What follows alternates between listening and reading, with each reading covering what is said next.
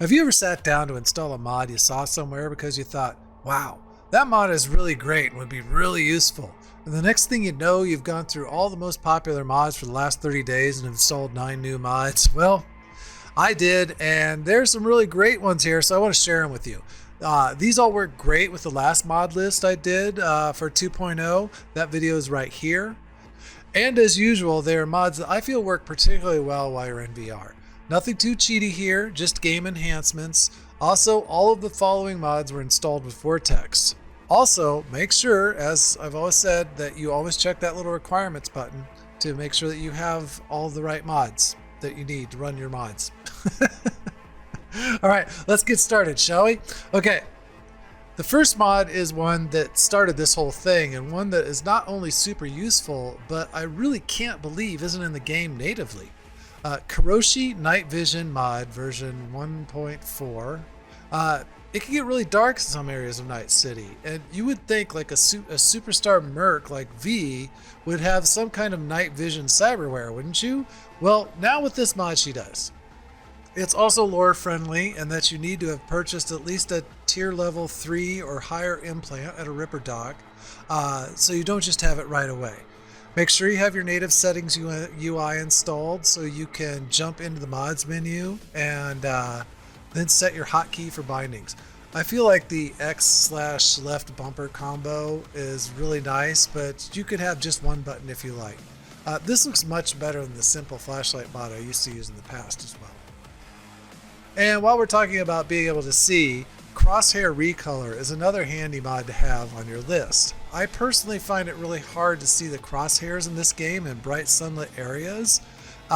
This one uses several different color files that you can choose from. Just make sure you only have one of them installed at a time. You can try them all out and see which one works best for you. I used to have an improved draw distance mod in my game, and that worked really well before 2.0, but now it just causes all kinds of culling and textures, and the whole parts of buildings and roads just vanish and pop in and out of existence, and so it doesn't work anymore. The not so good draw distance mod though now works pretty great, and again, anything to improve what you see in the headset is a win for me. Okay, now for some gameplay improvements. I really love being able to hack into cameras and scroll through the networks to find enemies and mark them before I enter an area. Sometimes you don't have those camera networks though. Well, with this mod, Nano Drone, you can now go into any Ripper Dock and open up their menu, and you will see a Nano Drone button above their head. You can also buy upgraded drones from up to tier 4. So now when you are at an area where you don't have cameras to hack, hold down your right stick and deploy your drone. While the drone is in use, it will use battery power. You can just use your usual buttons to scan enemies and mark them, and as you increase in drone tiers, you will get more abilities, like the ability to open doors, which will cost you 8% of the battery life and 30% if the door is locked. You will also be able to use quick hacks with your drone, but that will also cost battery life. The higher the drone tier, the lower the cost. So just another fun addition to the game that feels totally lore friendly. You know that mission in Phantom Liberty where you and Reed infiltrate the Black Sapphire and you pick up this often tech sniper? I'm going to probably say this wrong, but I think it's Rasetsu? That's what I'm going to say. I'm going to say it's Rasetsu. And then you get out of that mission and you try to use it, but it doesn't shoot through walls and it's noisy as can be. Well, that kind of sucks. Well, with Rasetsu Restored, you will now be able to use that weapon and slap a silencer on it, and it will pierce walls just like a tech weapon should. I was really bummed out when I couldn't use this gun like a tech weapon when it is in fact a tech weapon. Not sure what their thinking was there to make this one behave like that. Another thing that's always bugged me about the vanilla game is that I couldn't buy Braindances at Lizzie's. Well, with Lizzie's Braindances, you can. After installing this mod, just go to your apartment at the H10 Mega Building, and then head over to Lizzie's and look for this NPC.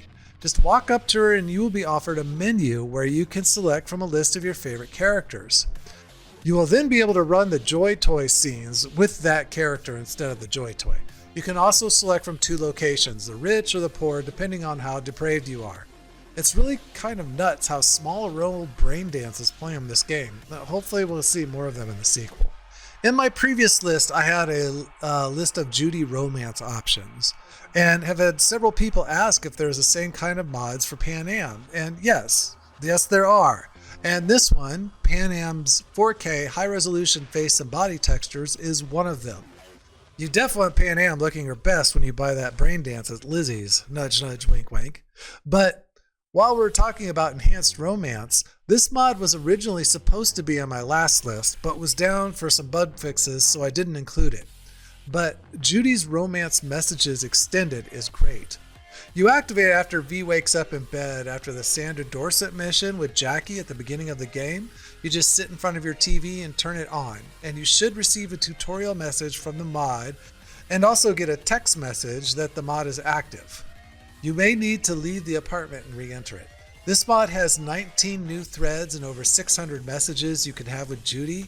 You will also maybe get some not safe for work photos from Judy as well.